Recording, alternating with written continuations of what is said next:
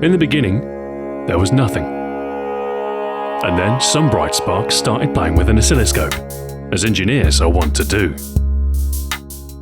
The first video games were born upon mighty post-war mainframes, designed for rapid code breaking and the calculation of ballistic trajectories. An early example is 1958's Tennis for Two, a simple two-player tennis simulation built for an analog machine. Once computers made their way into academic institutions, there was no shortage of programming experimentation. Space War is such fruit of curiosity from MIT in 1962. By the 1970s, the commercial application of these electronic attractions were realized in the form of arcade games. Mass-produced, self-contained units which dispense coin-operated entertainment. 1972's Pong is the most iconic from this era, proving phenomenally popular and becoming the first commercially successful game. As computers became more powerful, games of greater complexity became possible. 1974's Maze War is arguably the very first FPS. Atari's Breakout in 1976 mixed up Pong's familiar bat and ball paradigm by adding destructible bricks into the mix. Although the following year saw a recession of the nascent video game industry, largely due to the faddish nature of Pong. A new wave of games in 1978 ushered in the golden age of the arcade, with Taito's Space Invaders sparking the shooting genre, filling coin boxes worldwide. Asteroids in 1979 was similarly popular, with its smooth vector graphics and slick space gameplay thrusting it firmly into popular culture. The 1980s were a colourful decade, and newly available arcade technology reflected this with titles like Pac-Man. While the voracious yellow circle segment happily gobbled quarters, early computer games were breaking new ground, such as Zork, one of the first interactive fiction adventures, and Rogue, a seminal dungeon crawler that spawned an entire genre. 1981 saw Mario's very first outing in Donkey Kong, although at the time he was simply known as Jumpman for his rather mundane ability to bound over barrels. Another round of arcade hits dropped in 82. The excavatory exploits in Dig Dug, the high-octane racer Pole Position, and the diagonal box hopping of Q*bert. However, there was a trouble on the horizon for the American market. A flood of inferior games and a confusing array of platforms on which to play them left many disillusioned. Totemic to this issue is the Atari 2600 version of E.T. the Extra Terrestrial, an overhyped tie-in to a hugely successful movie that was rushed to market and failed to deliver on all fronts. The 1983 video game crash nearly destroyed the entire American video game industry, permitting a shift towards Japanese consoles, with Nintendo launching the NES in Japan the same year, alongside a certain plummet's return in Mario Bros. By far the most visually impressive arcade game of its day, Dragon's Lair leveraged Laserdisc technology to construct an interactive movie. Although the gameplay consisted of little more than quick-time events, at least the death animations were quite rewarding. The 3D wireframe graphics of Space Trader Elite in 1984 might not have been as colourful, but the game offered a depth of gameplay and freedom seldom since matched. This was also the year that saw the introduction of the deceptively simple, yet fiendishly addictive Tetris. The tumbling tetrominos originating on the Soviet Electronica 60, and eventually finding a home on most other platforms. The American release of the NES came in 1985, and with it, Super Mario Bros. A hugely influential side-scrolling platformer that would go on to set sales records unmatched for decades. While the golden age of the arcade might have come to a close, there was no shortage of now legendary home console releases by 1986. The Legend of Zelda introduced a charming blend of action and adventure set in the fantasy land of Hyrule. The gothic platformer Castlevania also made its debut, alongside Samus Aran's clash with parasitic space aliens in Metroid. 1987 brought more classics, such as Mega Man, with keen platforming action and non-linear stage selection. Metal Gear injected some stealth aspects into the top-down genre, with Solid Snake relying more on his wits than overwhelming firepower. Inspired by the earlier Dragon Quest, this year was also the debut of the long-standing Final Fantasy series. which over the course of its lifespan helped secure the enduring popularity of JRPGs. Meanwhile, the Western RPG advanced with the first-person perspective of Dungeon Master, this real-time role-playing action defining the state of the art. In 1988, Home Micros saw the wonderfully ambitious Exile, pushing the limit of the 8-bit machines with detailed physics and fiendish puzzles. The Nintendo Game Boy launched the year after, going on to be the most successful handheld platform ever, and the diminutive device made the perfect pairing for Tetris. Meanwhile, SimCity kickstarted the city building category, putting the player in a town planner's shoes and proving quite enjoyable in the process. The end of the decade marked a ramp of pace for the industry, with new 16-bit machines pushing the graphical threshold beyond anything seen before. Shadow of the Beast wowed many with its graphics, and its impressive sprite artwork and parallax scrolling background acted as a catalyst to drive sales of new hardware. Adventure games also benefited from enhanced visuals, with the so-called point-and-clicks such as The Secret of Monkey Island illustrating your piratical exploits in a way no text adventure ever could.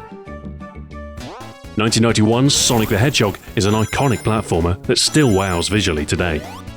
The azure-hued titular character plows through the colourful and varied levels faster than any overweight plumber could ever dream of. Street Fighter II was responsible for sending the popularity of fighting games skyward, with huge sprites, a cast of memorable characters, and solid combo controls. Although with sprites of a much smaller scale, Lemming's indirect puzzle action proved a frustrating yet compulsive hit for many. Sid Meier embarked on a series of games that would certainly stand the test of time. Civilization put the player in an eternal emperor's shoes as you guide your people over 6 millennia. 1992 was witness to the birth of the real-time strategy genre, with Westwood Studios' Dune 2 insisting that the spice must flow. Similarly instigating the rise of an archetype, id Wolfenstein 3D is the emergence point of the first-person shooter. 93's Doom further cemented the FPS's enduring popularity, with the high-action, gore-filled gunplay appealing to many. A mite more sedate, Mist's ray-traced graphics took full advantage of the then-new CD-ROM technology. Meanwhile, home consoles were treated to the Super FX enhanced graphics of Star Fox, pushing the Super NES to its limits. The 32-bit PlayStation launched in 1994, and the new hardware provided the basis for Tekken, building on the foundation laid by Sega's Virtua Fighter, whilst refining the presentation and controls. UFO Enemy Unknown was the first in the XCOM series, successfully blending turn-based strategy with base management and research in a compelling plight against alien force.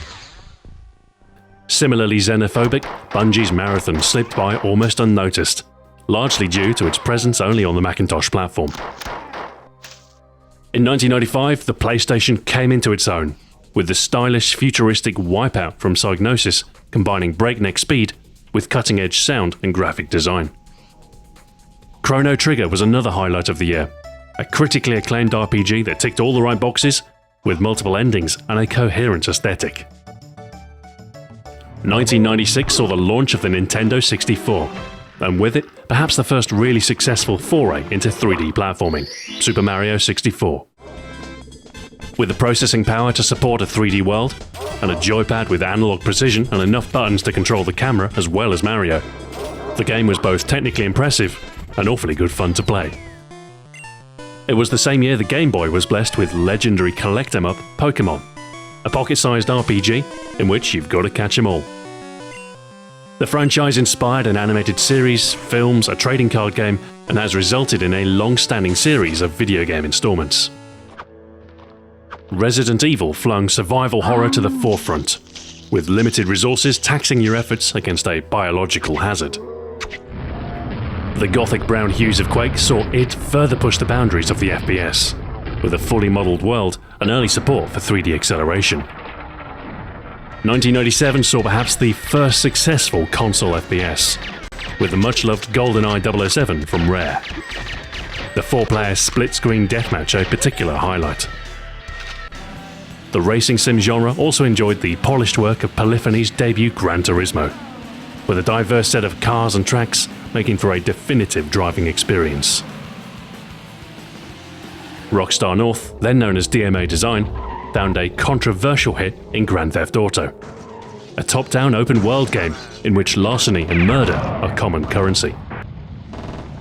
Valve established their early reputation in 1998 with the expertly crafted science-themed shooter, Half-Life. The silent, vent-crawling exploits of Gordon Freeman took the player on a fascinating and eventful tour of the Black Mesa research facility.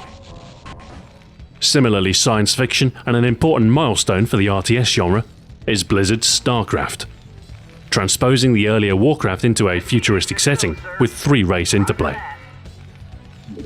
Adventure games were in decline by the late 90s, but one beautiful swan song was the artful neo-noir tale of skeletal redemption in Grim Fandango. The Legend of Zelda entered the third dimension with Ocarina of Time for the N64. Universally loved and one of the highest rated video games of all time.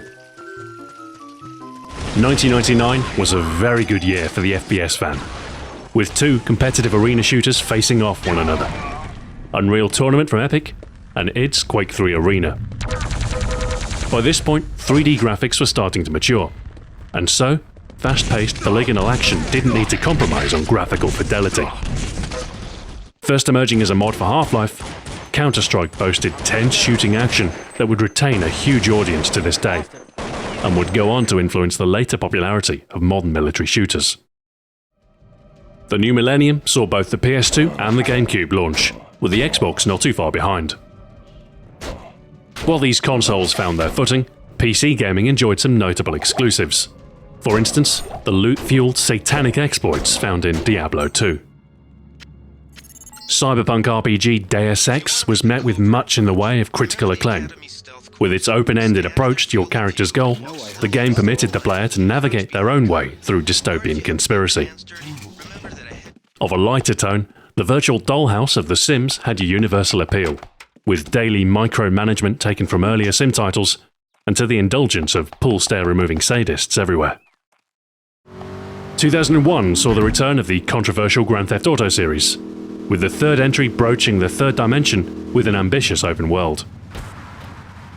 Microsoft acquired Bungie to secure exclusive rights to the Halo franchise as an Xbox launch title, in a deft move that would provide the platform's killer app.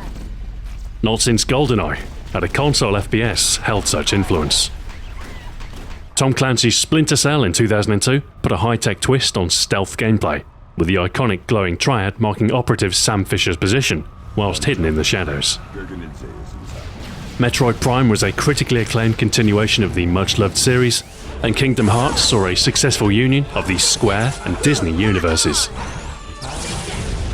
Hailing from the original Medal of Honor team, newly formed studio Infinity Ward released their own take on the World War II shooter in 2003's Call of Duty. Instead of focusing on a single front, multiple facets were shown, with 3 authentic and interwoven campaigns. 2004's World of Warcraft essentially rewrote the book on MMORPGs, taking the stylized fantasy world from the earlier RTS titles and constructing the rich world of Azeroth for players to dwell within. Half-Life 2 marked Valve's new Source engine, and proudly portrayed its physics capabilities through employment of multiple seesaw puzzles. The dystopian world was compelling, however, and to once again don Freeman's HEV suit and tread the streets of City 17 was a satisfying exercise in defiance. 2005 saw the launch of the first Guitar Hero, sparking a cultural phenomenon, and somehow convincing everyone that investing in fake plastic guitars was a good idea. Resident Evil returned the same year, with the 4th entry standing out as the best in the series, and the artful Shadow of the Colossus portrayed video gaming's ability to appeal to a higher aesthetic. We also saw the start of the 7th generation with the launch of the Xbox 360, and in 2006, the chainsaw-fused gory action of Gears of War emerged. Set upon an ashen planet, the armor-clad Delta Squad engage in futile combat with a grotesque locust threat. Nintendo also entered the fray with the oddly named but hugely popular Wii, and the bundled game, Wii Sports, would outsell Super Mario Bros. To become the best-selling video game of all time. The Wii's popularity would also prompt a surge in interest in the concept of motion controls, with PlayStation Move and Microsoft's Kinect adding to their respective platforms' arm-flailing ability. 2007 saw a certain series take a radical swing towards the present day, with Call of Duty 4 Modern Warfare bringing the modern military shooter to the forefront of an entire generation. A superb campaign punctuated by one of gaming's more shocking moments, and a compelling multiplayer to boot. COD 4 can boast of incredible influence to a wide variety of games that followed. However, there was no shortage of alternative FPS games that year. Bungie brought Master Chief to the next generation with Halo 3, serving up a polished experience and proving a popular title on Xbox Live. BioShock lived up to System Shock 2 as a spiritual successor, with the submerged city of Rapture providing a backdrop like no other for a supply of rich narrative. Valve unleashed the Orange Box the same year, with the Euclidean geometry bending effects of the small but perfectly formed portal proving particularly popular. Henceforth, all cake deemed dishonest. Grand Theft Auto returned in 2008 with GTA 4, a return to Liberty City with greater fidelity than ever before, marred only by frequent social interruption. The much-loved Fallout franchise was revived in Fallout 3, with the Vault Dweller acting in real time and from a first-person perspective, although the VATS targeting system is reminiscent of turn-based roots. Media Molecule dabbled with user-generated content in the charming Little Big Planet, with the cute woolen exploits of Sackboy shifting the boundaries of social gaming. Similarly collective was Minecraft, with the first public alpha available in 2009. While the graphics are simplistic, the randomly generated worlds rewarded exploration, and the addition of multiplayer made for a compelling cooperative building experience. Red Dead Redemption in 2010 transplanted the Western into an open-world setting, paired with superlative storytelling for a moving experience. The super slick Bayonetta the same year proved that stylish and frantic action can be both accessible and fun without sacrificing depth of gameplay. The next year, the Elder Scrolls series returned with Skyrim, with the frost-laced Northern Realm serving as a backdrop for a role-playing tale of fate and dragons. The broad scope made for compelling exploration, if not overwhelming depth, but the game had significant impact on gaming pop culture, if only through arrow-to-the-knee references. Providing a more hardcore RPG experience is the brutal Dark Souls, rewarding those who persevere through relentless punishment. 2012 was dominated by the established franchises, with a slew of sequels providing more reliable profit than late-gen experimentation.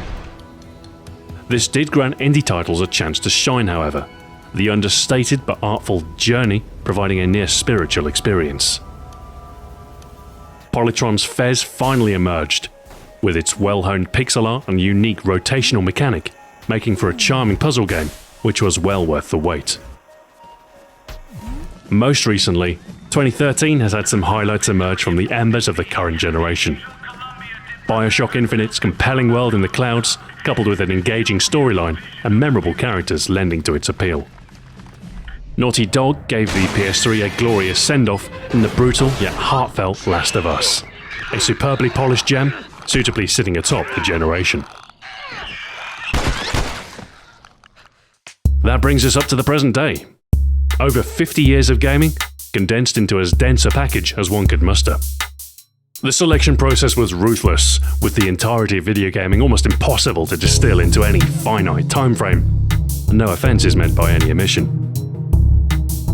In any case, here's hoping that the next half-century is just as eventful, and that we might look back from the future to see just how far we've come. Thank you very much for watching, and until next time, farewell.